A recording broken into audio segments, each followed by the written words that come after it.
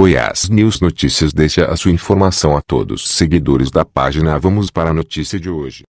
22 de setembro de 2018. Sim, mas muito tempo antes do que as pessoas imaginam, nos tempos das cruzadas, ninguém, educado, acreditava. Você provavelmente já escutou a história de que na Idade Média acreditava-se que a Terra era um disco. Conta-se que, já na Renascença, Cristóvão Colombo foi aconselhado a abortar suas atividades desbravadoras para não cair na borda do mundo. E é provável que existissem essas pessoas, assim como hoje. Se você perguntasse a algum aldeão isolado, talvez ouvisse essa resposta. É intuitivo, afinal, você pode andar em qualquer direção e tudo vai parecer igualmente plano. Notícias relacionadas. Mas ninguém realmente educado da época de Colombo pensava assim. A forma da Terra já havia sido estabelecida quase 2000 anos antes, veja abaixo. E as pessoas educadas da Idade Média sabiam isso. O modesto padre do vilarejo do aldeão hipotético saberia. Como relembra J. Fleming, professor e pesquisador da Universidade de Western Sydney, já no século V os cristãos assumiram a posição oficial que nosso planeta era esférico. Ele cita exemplos no monge inglês São Beda, século VII, e o grande teólogo e filósofo Thomas de Aquino, século XIII.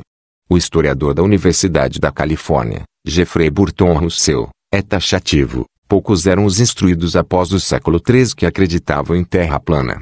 Segundo Fleming, a lenda da terra plana na era de Colombo foi invenção do escritor Washington Irving, 1783 a 1859, uma sátira à suposta estupidez supersticiosa medieval.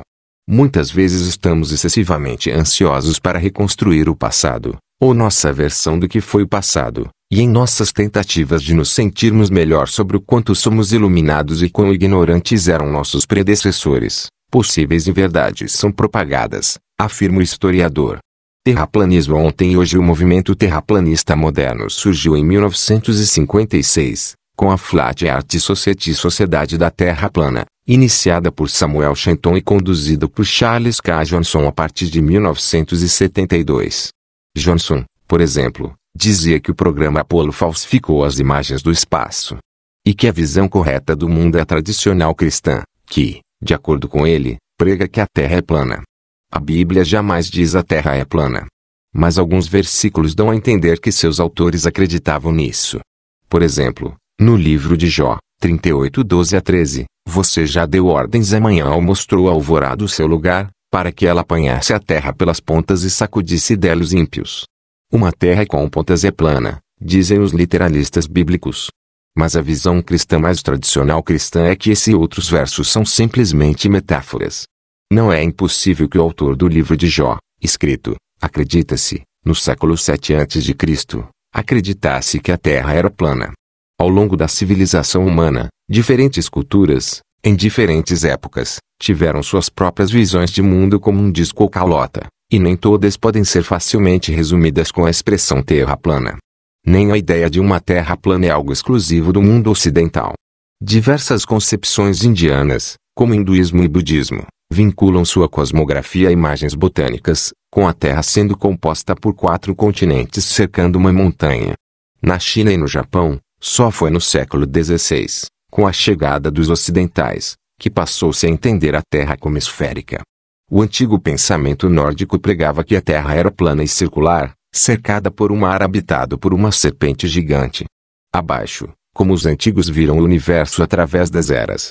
A forma do universo ao longo da história. 2500 a.C., egípcios. A tradição da Mesopotâmia, Egito, e, mais tarde, os autores do Velho Testamento diziam que o mundo ficava num grande oceano, sustentado por pilares que o impediam de afundar, e que havia outro oceano atrás das estrelas, fixas numa esfera celeste. Reprodução, ASEC. 6 a.C., Anaximandro, filósofo pré-socrático, fez o que Karl Popper chamaria de a primeira revolução da astronomia ao conceber uma Terra que não precisava de sustentação, simplesmente estava lá, no espaço, mas como centro de tudo. Para ele, o formato do mundo era cilíndrico.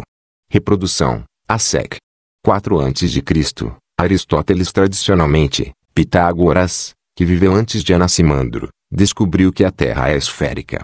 Acredita-se hoje que isso seja só uma atribuição de outros astrônomos, para dar autoridade às próprias ideias. No século IV a.C., Aristóteles fixou o modelo com terra esférica. Em volta, orbitavam todos os planetas e as estrelas, em esferas concêntricas.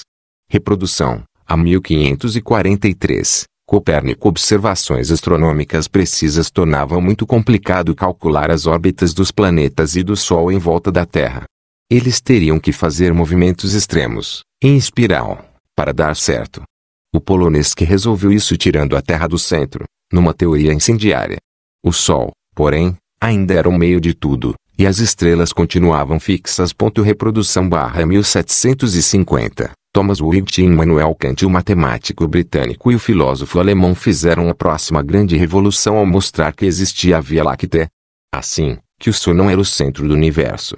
Eles já propuseram então que as nebulosas eram outras galáxias, mas a maioria dos astrônomos passou a considerar o centro de nossa galáxia como o centro do universo até o século XX. Reprodução, a 1927. Georges Lemaitre. 5 anos após o americano Edwin Hubble provar que Thomas Wright e Immanuel Kant estavam certos e havia bilhões de outras galáxias, um padre belga buscou responder à questão da aparente expansão do universo. Para ele, tudo surgiu de uma explosão, o Big Bang. Que, porém, não aconteceu no espaço, pois o espaço não existe. Não há centro nessa explosão. Reprodução, clique aqui para ver página original. Goiás News Notícias deixa a sua informação para todos os seguidores da página. Se você gostou do vídeo, curta, se inscreva no canal do YouTube e compartilhe com seus amigos.